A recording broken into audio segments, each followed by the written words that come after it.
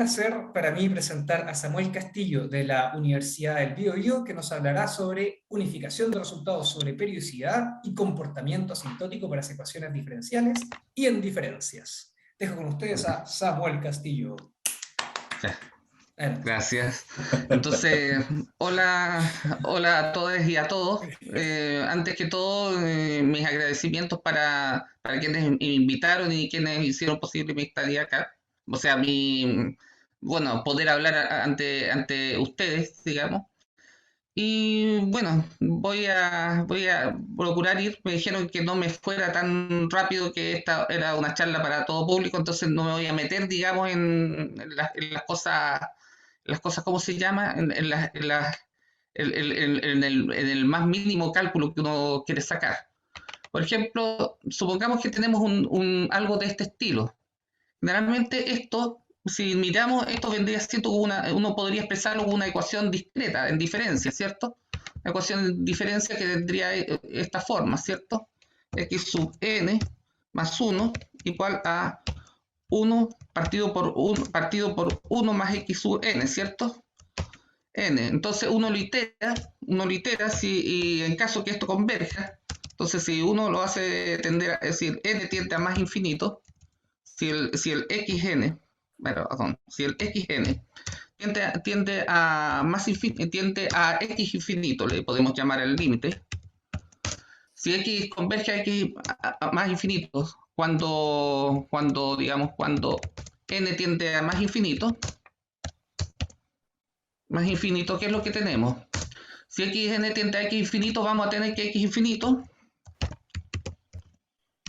es solución de esta ecuación, ¿cierto? Que la podemos solucionar, es una ecuación cuadrática. Nos va a quedar 1 partido por 1 más x infinito, ¿cierto? Infinito, ¿cierto? Lo mismo pasaría con una ecuación que tuviera, en general, cuando tenemos ecuaciones de este tipo, las podemos escribir de la siguiente forma. Las podemos escribir como x sub n más 1, las podemos tratar como x sub n más 1, igual como f de xn,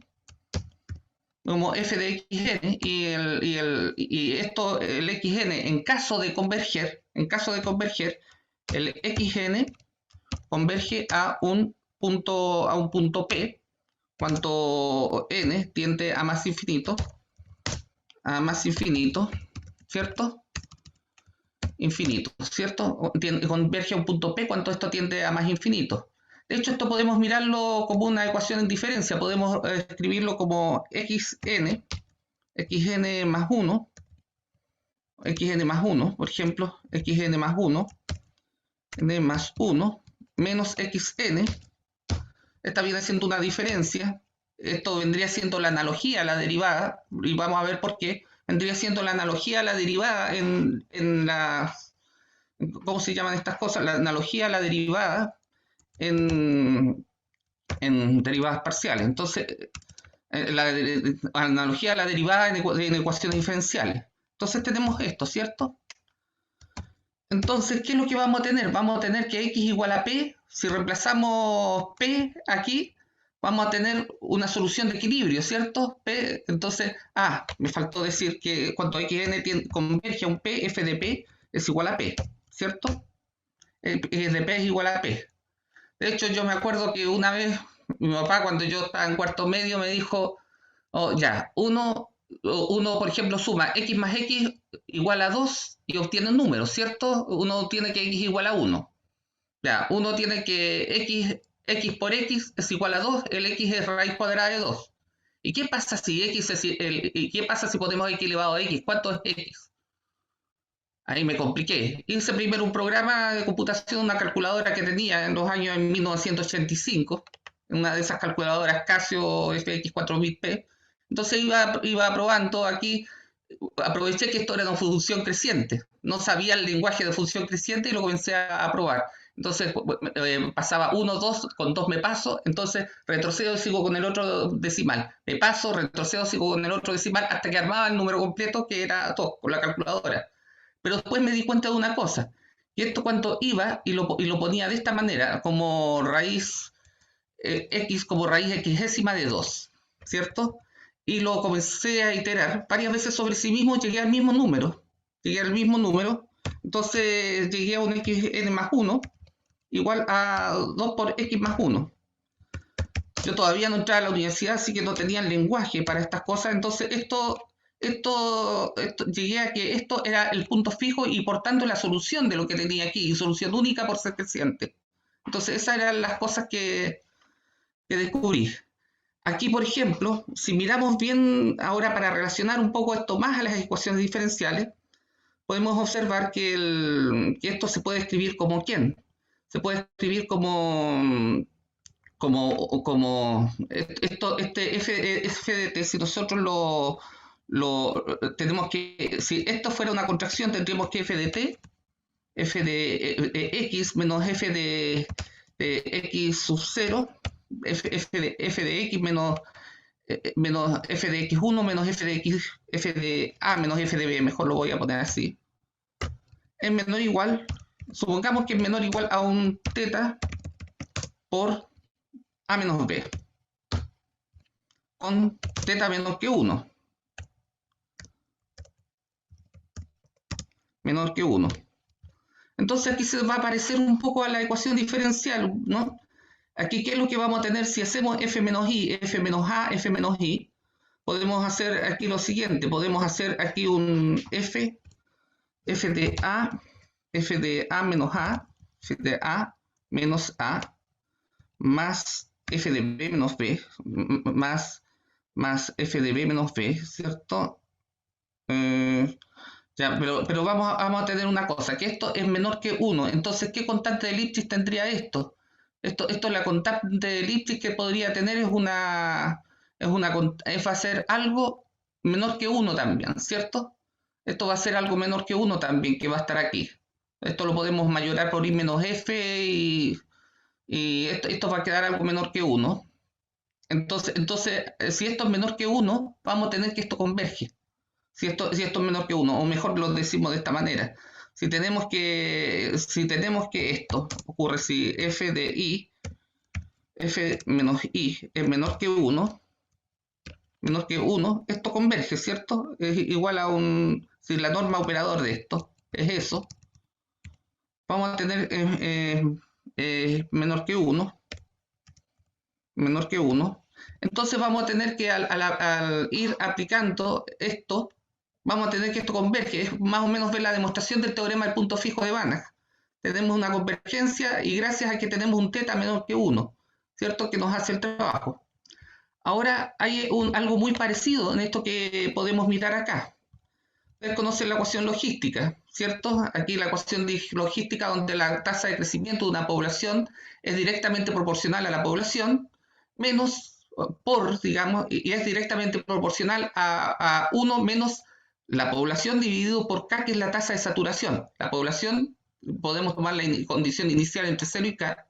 Lo que vamos a tener es que esto se va a aproximar acá, pero nunca va a llegar a ser K. Claro, eso es lo que vamos a tener, que este x de t converge acá, o sea, crece hacia acá si t tiende a más infinito. Eso es lo que nos dice la ecuación logística. Pero ¿qué cosa esconde esta ecuación logística? Podemos escribirla de esta manera. X igual a 1 menos x partido por k. O podemos escribirlo 1 menos x partido por k. Lo escribimos con k menos x de t partido por k. ¿Cierto? Por k. Entonces el i' de t, ¿cuánto nos va a dar? I' de t nos va a dar lo siguiente. Nos va a dar... A ver, y' nos va a dar menos x de t partido por k, ¿cierto? Claro, porque este se va, este queda x', va a quedar x' de t partido por k. De t partido por k, ¿cierto? Reemplazamos esto en la ecuación diferencial, entonces vamos a reemplazar en términos de i. Entonces, ¿cuánto nos va a quedar aquí? Nos va a quedar que el i' de t es igual a menos el que el x' de t, mejor dicho, que el x' de t, mejor lo escribo así, x' es lo que reemplazo para después ponerlo aquí en términos de i, y' de t va a ser a menos k por i' de t, k por i' de t. ¿Se entiende la idea o no? Aquí, ojo, tenemos dos puntos de equilibrio, que es el 0, uno de ellos, y K es el otro punto de equilibrio, ¿cierto? De hecho, cuando a los estudiantes les digo, vamos a trabajar en variables separables, pero veamos primero las soluciones de equilibrio. Y cuando pasemos este término dividiendo a esta acá, o sea, multipliquemos por el recíproco de este término, tenemos que cautelar que esto no sea cero, que esto no sea cero. Y ahí podemos recién comenzar a resolver la ecuación en variables separables. ¿Sí? Entonces, ¿qué hacemos primero? Descartamos los ceros. Y esos ceros son soluciones de equilibrio. Y uno de los ejercicios es ver si las soluciones convergen o no a las soluciones de equilibrio y cuál sería la razón por la cual lo hacen. ¿Cierto? Entonces, otra cosa que tenemos aquí, ¿cuánto sería 1 menos x partido por k? Sería de aquí, ¿qué es lo que podemos sacar? El x sería el i de t que tenemos acá, i de t, tendríamos que que el x de t sería, aquí multiplicamos k por i de t, ¿cierto? K por i de t queda k por i de t igual a k menos x de t. Pasamos, queda k por 1 menos i de t. K por 1 menos i de t, ¿cierto? I de t. ¿Cierto? Entonces nos queda esa ecuación cuando nosotros k por 1 menos i de t. Hay algo que no me suena aquí. K por 1 menos i de t. A ver, esto es k por x de t. K por i de t. K por i de t. A ver, estamos bien aquí. Es k por i de t, ¿cierto? Aquí es k por i de t. Sí, k por 1 menos i de t quedaría ahí, ¿cierto? El i de t nos quedaría igual a 1, claro, si yo reemplazo el 0 acá, me queda 1. Ese sería uno de los valores, sería el 1. Luego reescribimos la ecuación, nos va a quedar un i' de t, nos va a quedar el x', nos va a quedar menos k por i', ¿cierto? Menos k por i'. Aquí, ¿cuánto nos va a quedar? Menos k por i'. Aquí el r. Aquí, ¿cuánto nos va a quedar el x de t? El x de t nos va a quedar k. El x de t nos va a quedar k por 1 menos i de t, ¿cierto? I de t, ¿cierto? Y después el i de t, ¿cuánto nos va a quedar? Aquí nos va a quedar esto, el i de t es toda esta parte, ¿cierto? Entonces k por i de t. ¿Y qué es lo que quiero hacer notar aquí? Que aquí hay una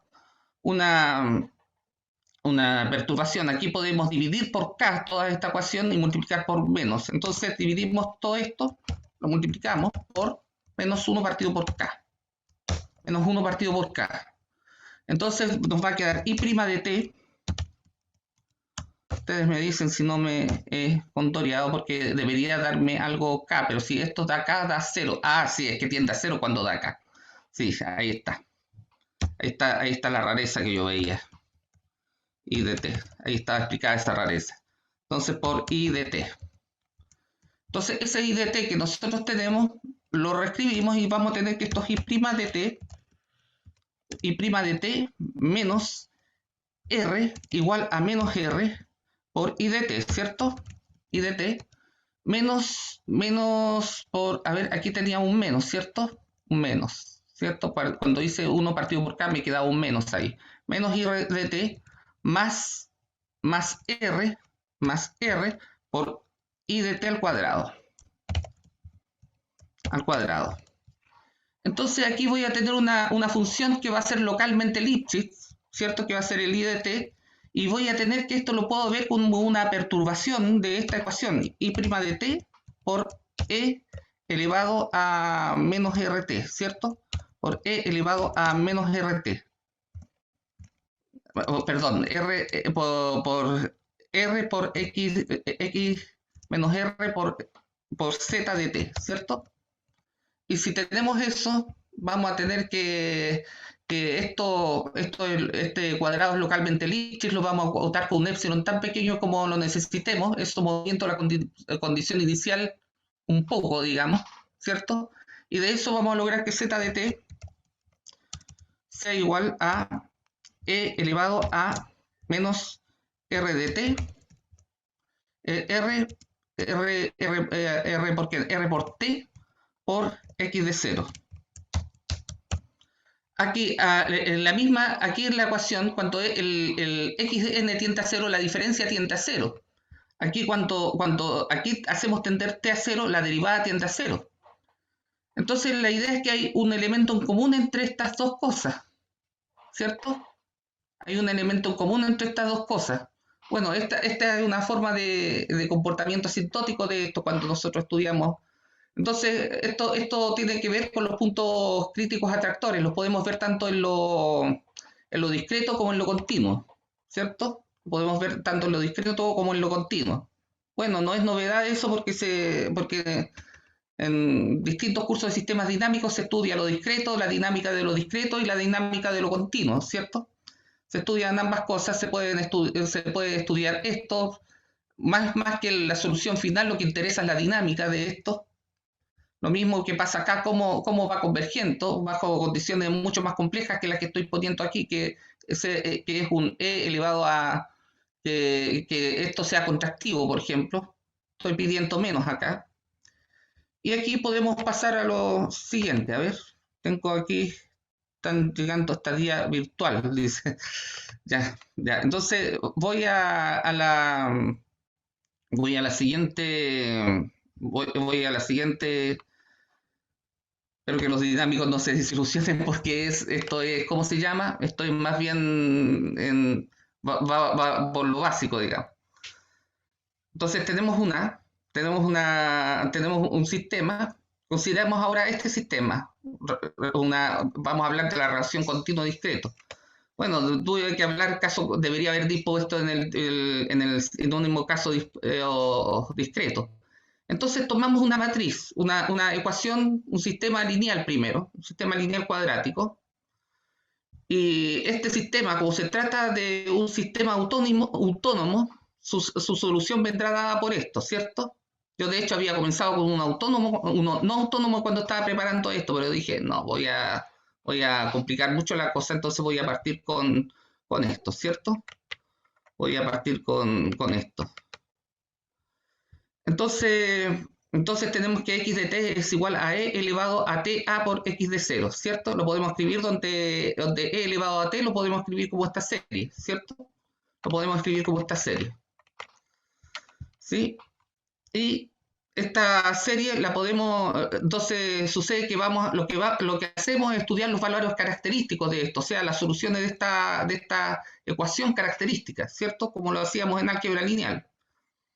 Las soluciones de esta ecuación característica. Entonces, nosotros sabemos que, por ejemplo, si tenemos un caso escalar, que sería el diagonal más sencillo, el diagonal de 1 por 1, vamos a tener que el x de t tiene esta forma. Ahora, si vemos otro diagonal un poco más complicado, tendría esta forma, ¿cierto? Este es un bloque de Jordan. Un bloque de Jordan y ¿qué es lo que saldría? Aquí, a ver si yo voy a cerrar un poco la imagen para que no tape todo esto. No sé si la imagen está tapando, ¿no? Entonces, tenemos esto, No, se ve ¿cierto? bien. Ah, ya, ok, gracias. Entonces tenemos esto, o sea, un T en el fondo, tenemos aquí una diagonal. Aquí si lo miramos esto, tenemos una diagonal más una nilpotente. La diagonal y la nilpotente, cuando uno la pone aquí, pone diagonal más nilpotente en esta parte, ¿qué es lo que va a pasar con la nilpotente? En algún momento la nilpotente, en alguna potencia la nilpotente comienza a ser cero, desde alguna potencia en adelante. Por lo tanto vamos a tener un polinomio multiplicado por un e elevado a t. Entonces, ¿qué es lo que va a pasar? Si la parte real de este polinomio es menor que cero, si la parte real del máximo, si la parte real, aquí tenemos si la parte real del máximo es menor que cero, entonces vamos a poder tener que la matriz que tenemos acá, ¿cierto? Va a ser acotable por un e elevado a alfa, no a A, sino que alfa. El alfa acota la parte real de A, ¿cierto? Por un t. Entonces este alfa, si el A es menor que 0, entonces vamos a tener que ser menor igual que va a ser menor que un menos alfa, porque hay un polinomio que está aquí y por una constante, ¿cierto? Y lo otro que también vamos a considerar es que nosotros podemos tomar una matriz, digamos una matriz no singular, ¿cierto? y conjugar el A de modo que nos quede de esta forma. Entonces, ¿qué es lo que sucede? Que el e elevado a ta lo podemos escribir de esta manera que hay acá. Podemos pasar el s a la menos 1 y el s de esta manera de acá, ¿cierto? Porque este s a la menos 1 lo puedo sacar aquí, me queda la identidad. Este s lo puedo sacar acá, me queda la identidad. Me queda e elevado a ta. ¿Se va entendiendo hasta aquí o no? Y este e elevado a ta, ¿de dónde lo saco? Lo saco de aquí. Lo saco de aquí. De este e elevado a ta. Si pongo s a la menos 1 por s, ¿cierto? El S a la menos 1 y el S los puedo sacar hacia afuera y me van a quedar todo esto fuera de esta parte. ¿Se entiende hasta aquí o no? O sea, la idea es esta, que el E elevado, por ejemplo, si tenemos un A, tenemos, por ejemplo, esto viene de un hecho que es el siguiente, si tenemos un S a la menos 1 por A por S, y eso lo elevamos a la N, a la N, ¿cierto? ¿Qué es lo que va a pasar? Van a multiplicarse estos por estos. Aquí la asociatividad la tenemos, así que no me voy a detener mucho en eso que está ahí. S a la menos 1 por A, S y así sucesivamente. Llegamos a S a la menos 1, a S, ¿cierto? Entonces aquí los S se encuentran con los S a la menos 1 y se cancelan, ¿cierto? Se cancela S con S a la menos 1, aquí, ¿cierto? Queda un A por A. Se cancela el S por S a la menos 1, queda aquí, hasta que el último S se cancela con este S a la menos 1 y nos queda eso. Que en realidad nos queda un A a la N, ¿o no? A a la N por S. Entonces, ¿qué pasaría con la exponencial de E elevado a AT, ¿cierto? A de S a la menos 1, de S a la menos 1, pongámosle aquí, S a la menos 1, a S por T. Por T nos va a quedar algo parecido, nos va a quedar una suma de ¿quién? De N desde 1 hasta más infinito, ¿de quién? De E elevado a, nos va a quedar 1 partido por N factorial, aquí vamos a tener un T a la N,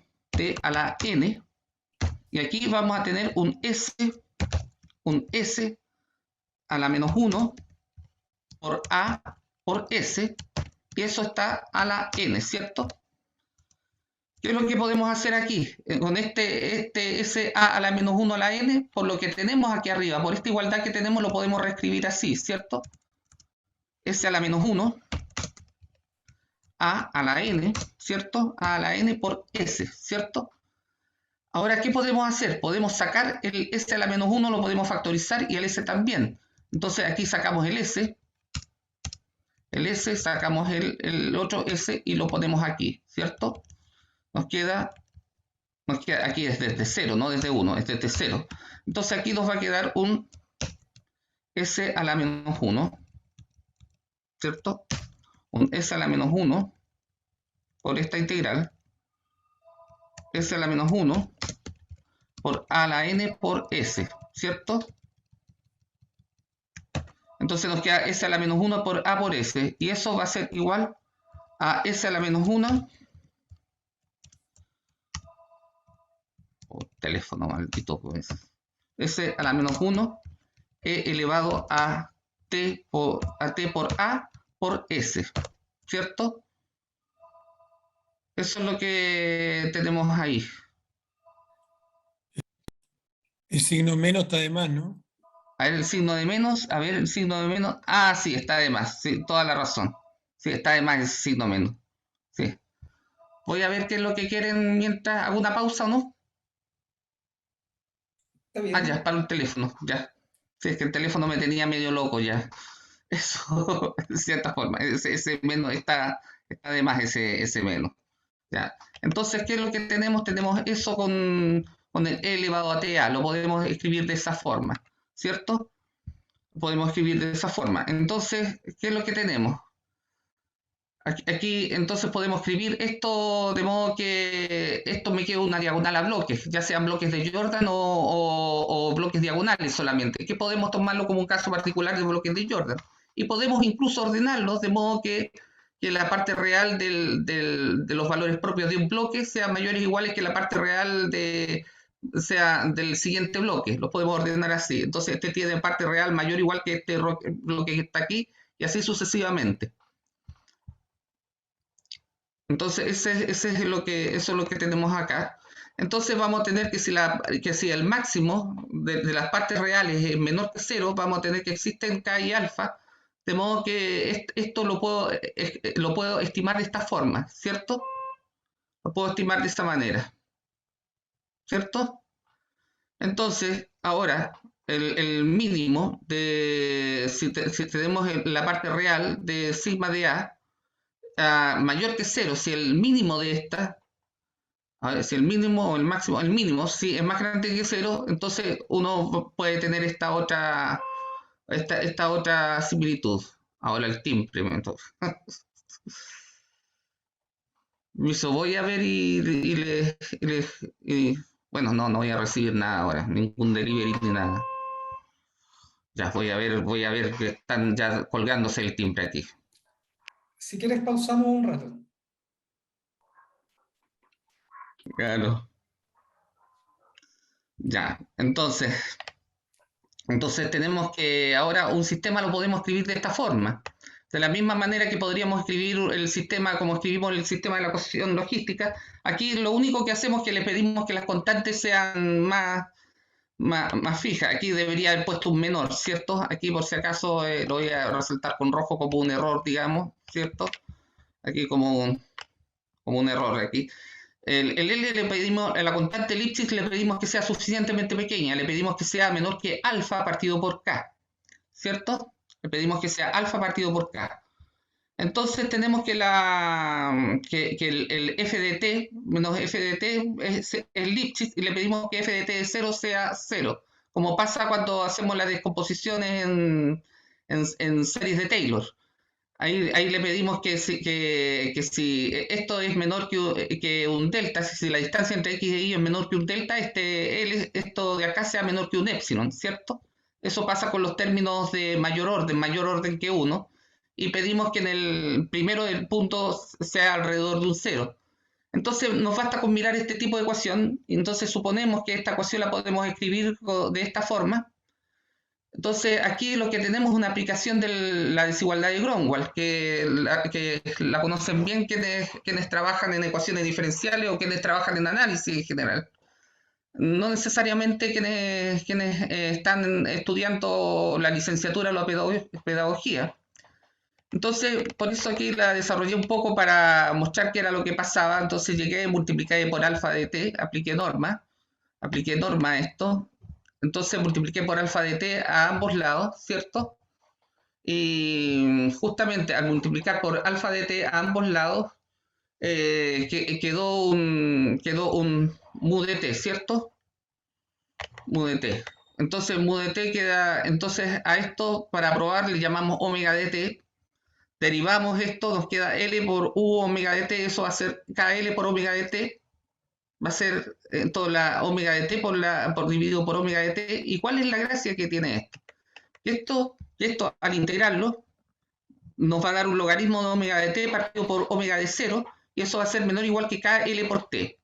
Entonces de aquí, ¿qué es lo que tenemos? Que omega de t es igual a omega de 0 por KLT. Entonces, el mu de t, ¿cuánto nos va a quedar? El mu de t, que es igual a e elevado a alfa i de t, nos va a quedar k por i de 0 por e elevado a KLT. Entonces aquí nos queda, ¿qué desigualdad? Nos queda esa desigualdad que está acá, ¿cierto? I de t igual a k por módulo de i de 0 por e elevado a t por alfa menos KL. Y por eso se le pide a L que sea menor que alfa, ¿cierto? Menor que K partido por alfa. Porque si L es menor que K partido por alfa, le podemos aquí, o un alfa partido por K, perdón. Si L es menor que alfa partido por K, se cancelan las K y va a quedar alfa menos alfa menor que 0, ¿cierto? Entonces esta cantidad nos queda menor que 0. Entonces, si esto es menor que 0, esto converge a 0 exponencialmente cuando t tiende a más infinito. Entonces podemos esperar convergencias exponenciales. Y cuando el R de sigma de alfa es mayor que 0, ahí podemos tener que esto también se va a 0 exponencialmente, pero no me voy a meter mucho en eso para que no se me vaya el tiempo, digamos. Pero hasta ahora se ha ido entendiendo, ¿no? Se ha ido entendiendo para dónde uno va. O sea, hasta ahora lo que uno está viendo que aquí tenemos que el punto cero de este sistema, que también puede ser un punto fijo, que también puede ser un punto fijo, a ver, el punto cero de este sistema, más abajo lo tengo, el punto cero de este sistema que está acá, ¿qué es lo que va a tener? ¿Qué es lo que va a tener si f de 0 igual a 0?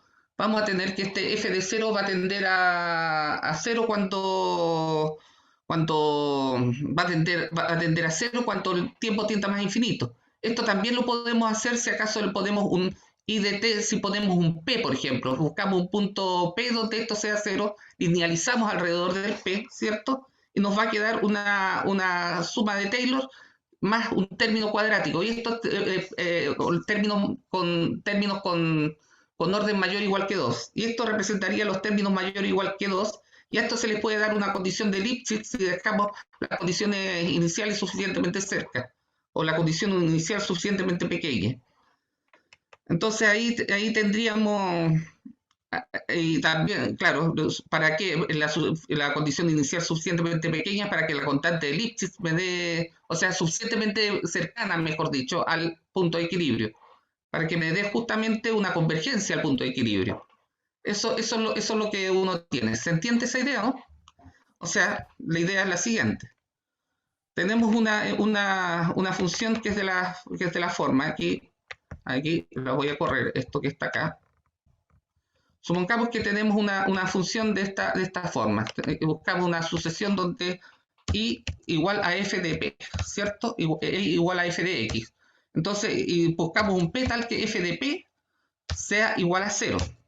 F de p sea igual a 0. Entonces, ¿qué es lo que tenemos si tenemos f de p igual a 0? Podemos desarrollar el f de x como un f de p más una diferencial más la diferencial de f evaluado en p por x menos p, ¿cierto? X menos p, esa sería nuestra variable, más un g de x menos p, donde vamos a tener que el límite cuando n tiende a más infinito, de g de x menos p partido por x menos p es 0, ¿cierto? Es 0. Entonces tenemos eso, que ese límite es 0. Entonces, ¿qué vamos a tener? Que dado, entonces uno puede tomar sea epsilon mayor que 0, tan pequeño como lo necesitemos, tal que, entonces ¿qué cosa vamos a tener? Que va a existir un delta mayor que 0, tal que, ¿qué cosas tenemos? Existe un delta mayor que 0, tal que si 0 es menor que, aunque puedo eliminar ese 0, pero igual este delta es menor que delta, ¿cierto? Eso implica que g de x menos p es menor igual que un epsilon, ¿cierto? Epsilon por x menos p, ¿cierto? Entonces el sistema, hacemos el cambio de variable z igual a x menos p, ¿cierto? Hacemos un cambio de variable z igual a x menos p, ¿y qué es lo que nos va a quedar? Z prima de t igual a ¿cuánto? Igual a la función L de f de p, z de t, le ponemos aquí por z de t para que se nota más el efecto de la matriz. Esta es la matriz jacobiana, por si acaso, evaluada en p, más un g de z de t. Un g de z de t. Entonces sucede que este g de z de t va a ser Lipschitz, una constante pequeña para z, para x suficientemente cercano del punto de equilibrio, o sea, z suficientemente cercano a p. y por lo tanto vamos a tener una solución. Esta solución va a tener que, para condiciones iniciales suficientemente cercanas a P, vamos a tener que esto converge, claro, para epsilon suficientemente pequeño siempre, ¿cierto? Esto vamos a tener que converge que converge a cero exponencialmente, ¿cierto? Exponencialmente. ¿Se entiende la idea? Se tiende a cero exponencialmente si t tiende a más infinito, ¿cierto? Y t tiende a más infinito. ¿Sí? Eso es lo que vamos a tener, que z de t tiende a cero exponencialmente si t tiende a más infinito. ¿Ya? Entonces, ¿qué es lo que tenemos aquí? Que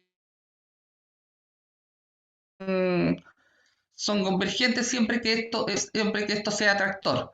Y vamos a ver que con las ecuaciones en diferencia, que vendrían presentadas por algo de este estilo, pasa algo similar con las ecuaciones de diferencia. Entonces, las ecuaciones de diferencia, ¿cómo van a ser?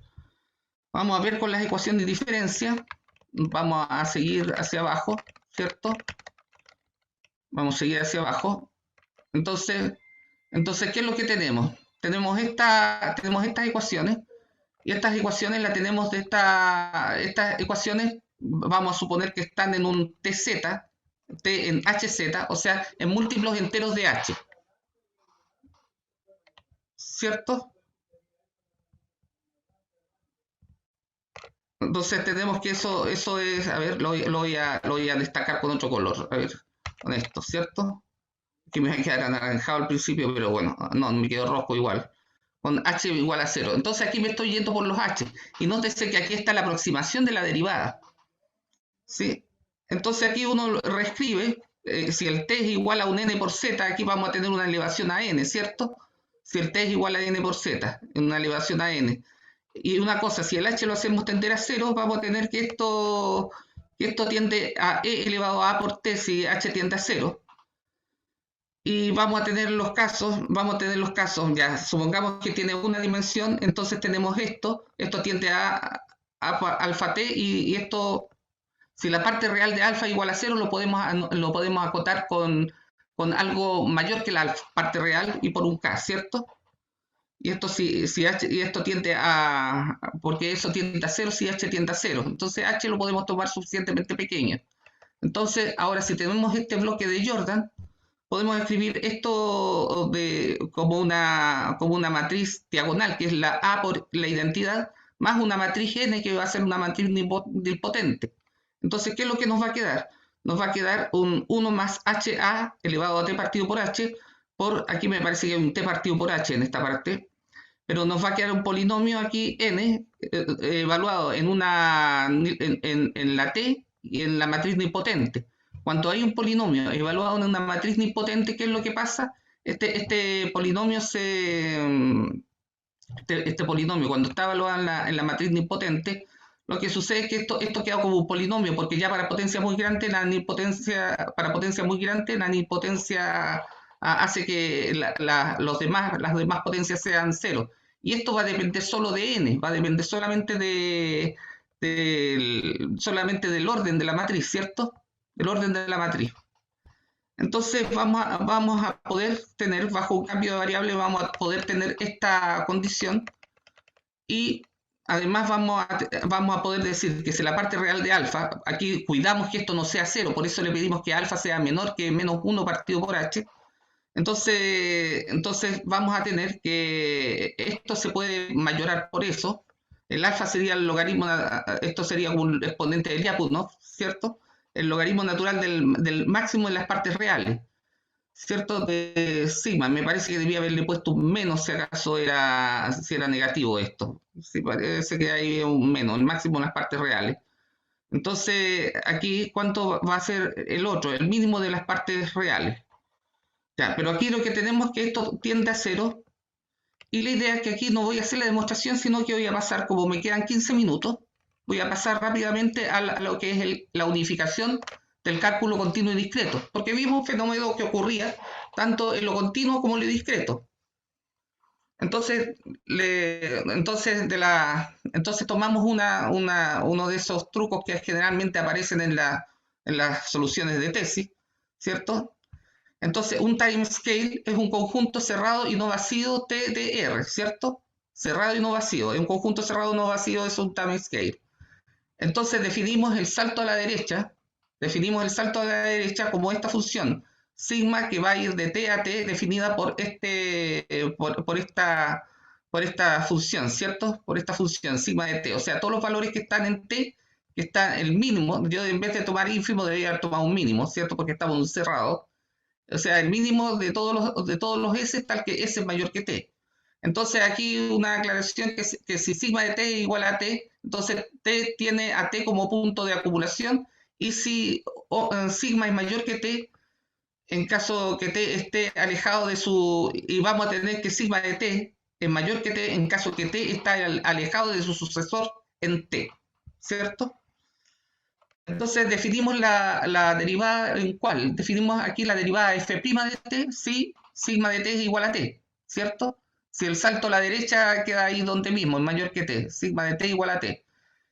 Entonces definimos como la derivada parcial. Y definimos como esto, como f de sigma de t menos f de t, dividido por sigma de t menos t, partido por mu de t, igual a la derivada, que va a ser una diferencia cuando sigma de t es mayor que t. Entonces está mezclada una continuidad y una diferencia en un mismo conjunto. Entonces puse generalmente los más usados, aunque están las uniones de intervalos cerrados, no las quise poner porque son un poco más largas, digamos. Pero tenemos que, por ejemplo, si t es igual a r, la derivada nos va a dar esto. Si t es igual a hz, vamos a tener la derivada que teníamos allá arriba, ¿cierto? La derivada que teníamos hace poco. Y si t es igual a q a la z, que aquí los elementos se van alejando cada vez más uno del otro, entonces tenemos f de delta de t igual a fqt menos f de t partido por q menos 1 por t. Claro, porque t va a ser de la forma q a la n, esto sería q a la n más 1 por t menos q... No, si t es q a la n, esto va a ser q a la n menos q a la n más 1 menos q de n. Y esto va a ser f de q a la n más 1 menos f de q de n. Si t fuera de la forma q de n, de la que está acá. Esta es la única diferencia que tiene con el q a la z, es que le agrega un 0 o por ser punto de acumulación al lado izquierdo, ¿cierto? Entonces tenemos estas propiedades. Tenemos la propiedad del sigma de t, que lo podemos escribir de esa manera.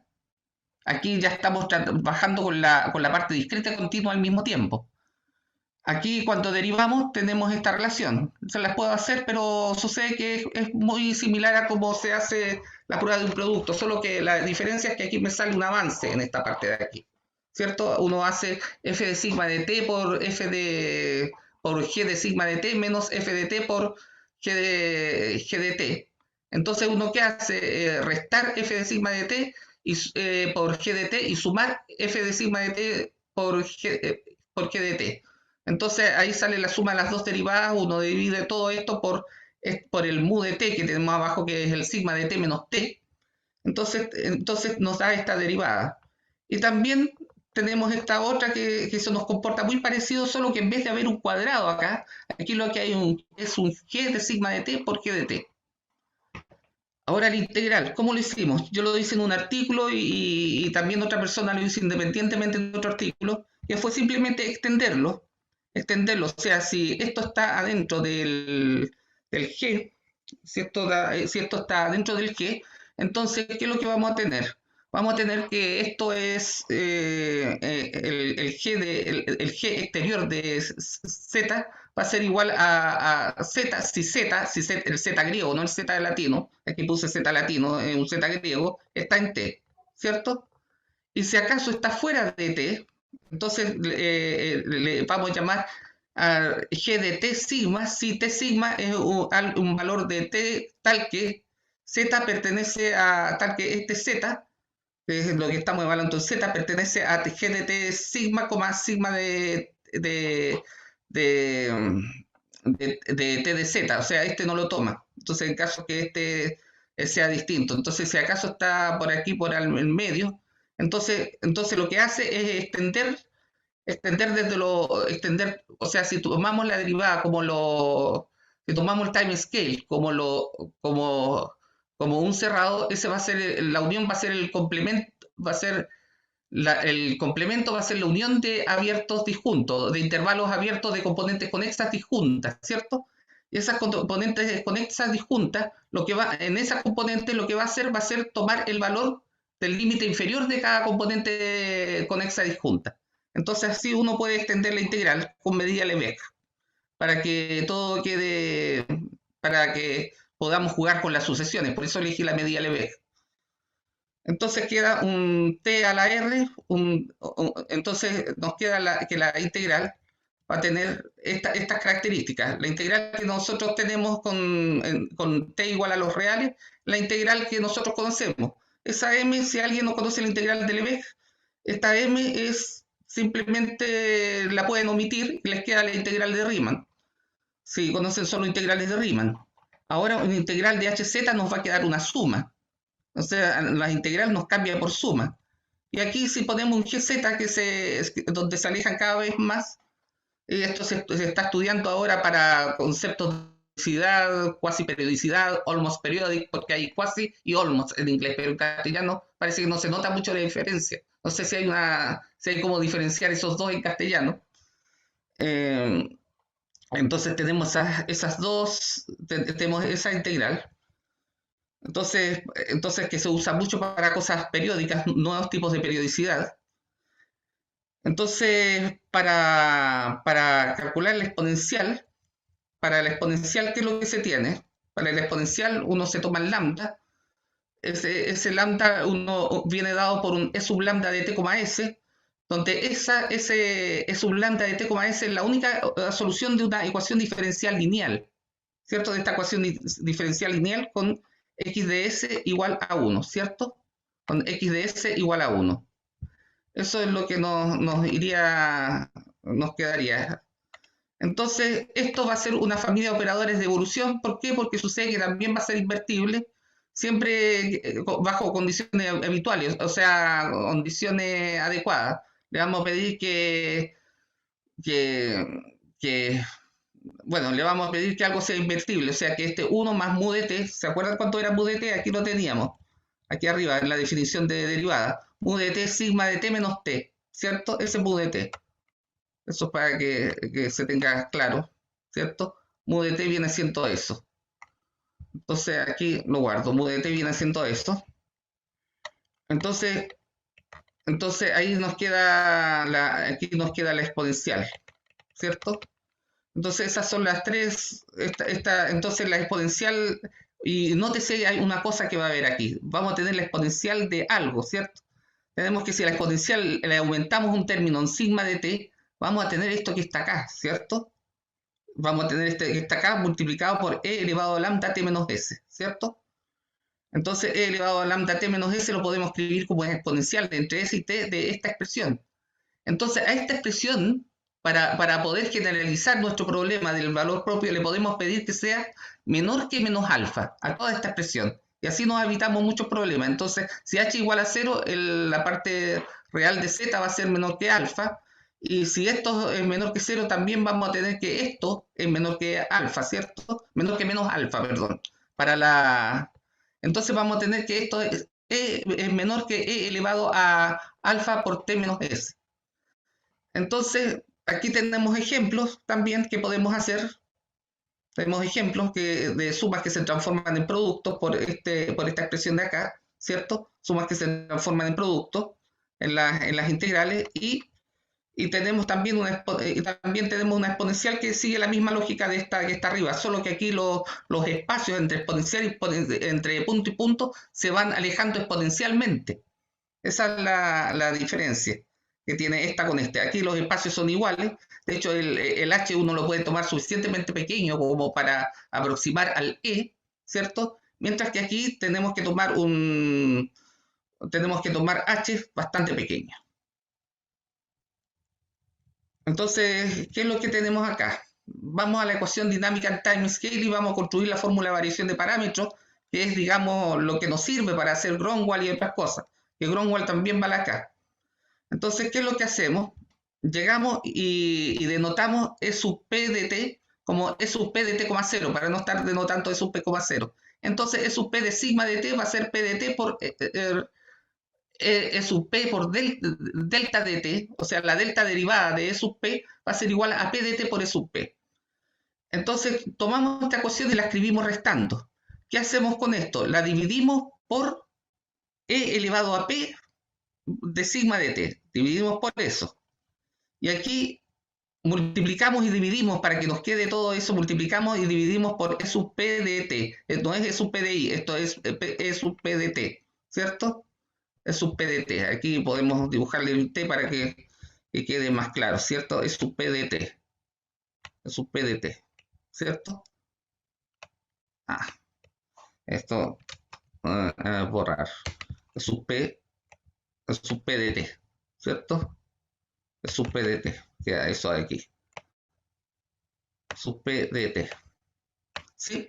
Entonces nos queda esa diferencia. Aquí nos va a quedar el E sub P prima de T, eso que está aquí.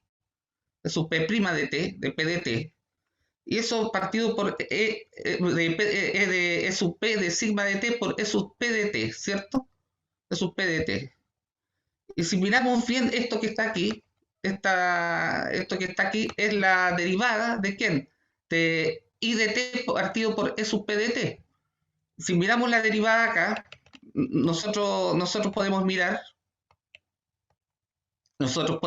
esta es la regla de derivación, ¿cierto? G de T de sigma de T por G de T. Aquí está la derivada del primero por el segundo sin derivar, el primero sin derivar por la derivada del segundo con un signo menos, tal como la derivada que conocemos tal como la derivada que nosotros conocemos en f, en el caso continuo. Entonces tenemos en g de sigma de t por g de t. Entonces aquí tenemos la derivada del cociente, de ese cociente que nosotros hicimos, ¿cierto? La derivada del cociente. Entonces eso lo podemos escribir de esta manera. Esto que está escrito de esta manera lo podemos integrar. Lo integramos de 0 a t, ¿cierto? Lo integramos de 0 a t. Aquí me faltó el delta de t, ¿cierto? El delta de t, ¿cierto? Eso es lo que me faltó ahí. Delta de t. Estoy escribiendo con el mouse con la derecha y yo soy zurdo, pero ya, estamos escribiendo eso, ¿cierto?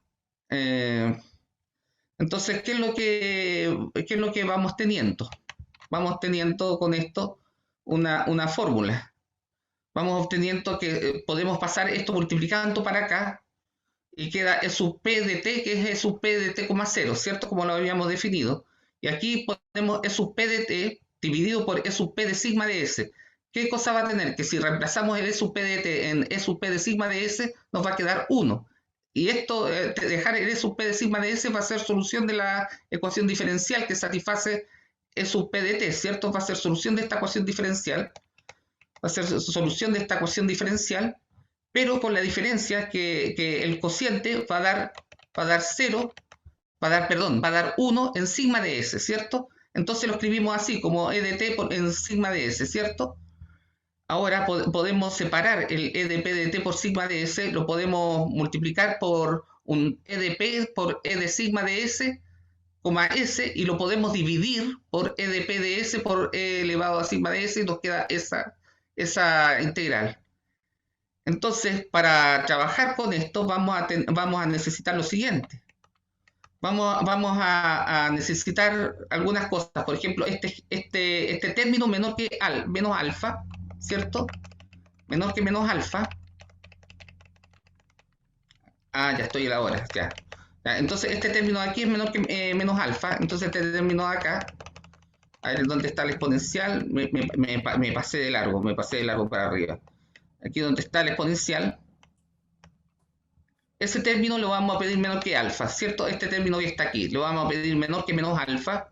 Entonces, al pedir este término menor que menos alfa, por la definición de integral que vimos, que era muy cercana a la integral que tenemos, podemos pedirle a este término que sea a esta f, y a este término lo vamos a partir por 1 más PDS, ¿cierto?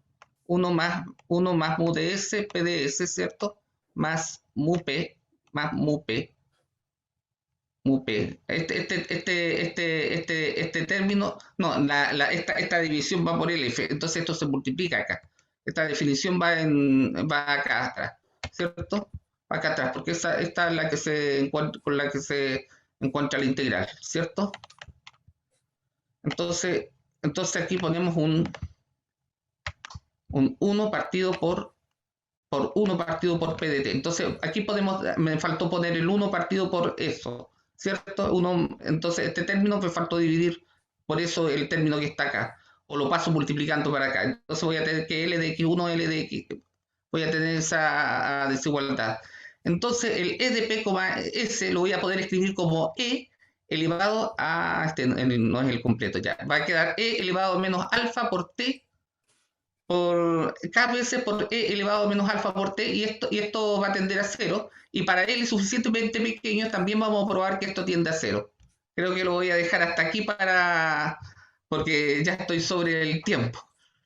Entonces, no sé si hay comentarios o preguntas o lo que sea. Pues antes de eso, agradezcamos a Samuel por su charla.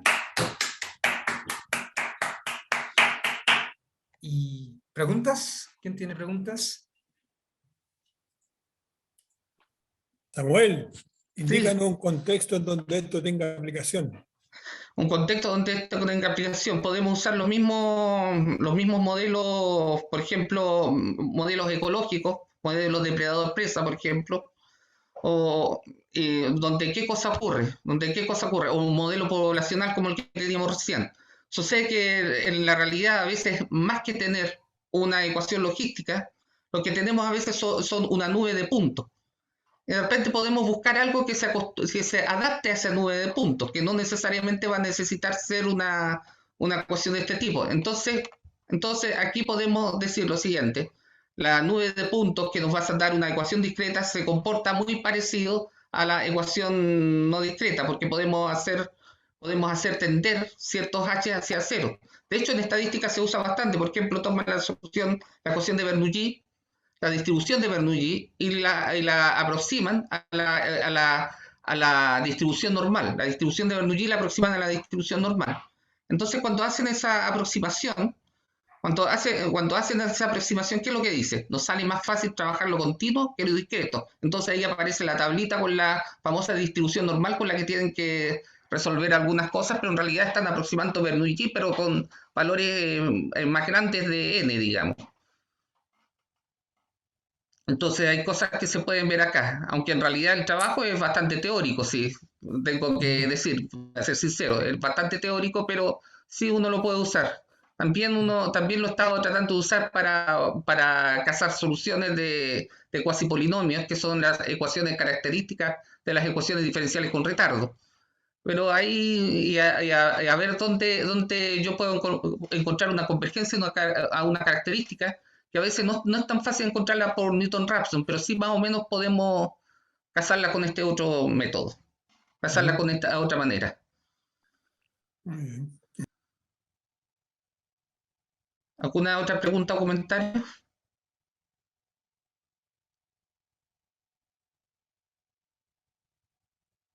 ¿No? Parece que hablé muy rápido con el... Claro, que vi que de repente se me va a pasar el tiempo. Ahora, si quieren ver, por ejemplo, por ejemplo, algo de, ¿cómo se llama?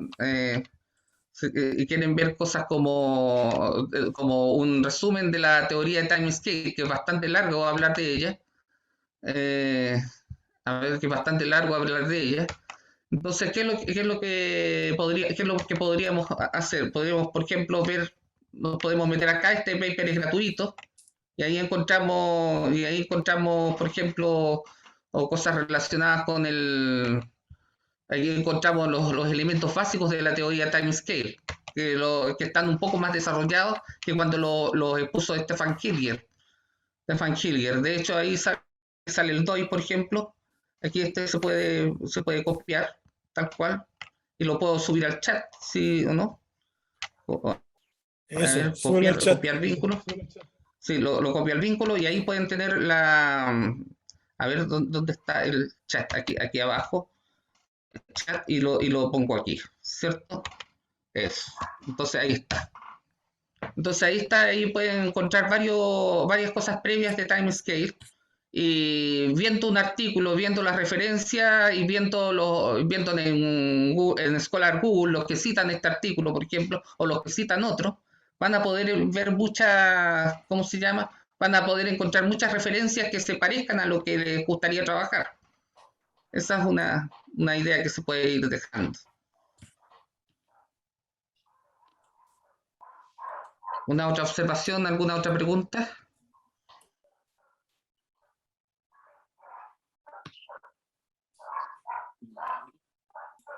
Bueno, si no hay más preguntas, ¿No? agradezcamos nuevamente a Samuel.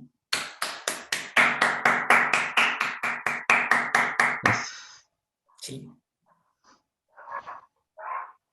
Y eso, muchas gracias por haber expuesto y muchas gracias a todo el mundo por venir. Ya, gracias a todos a todos y a todas por tener la paciencia de escucharme en este momento.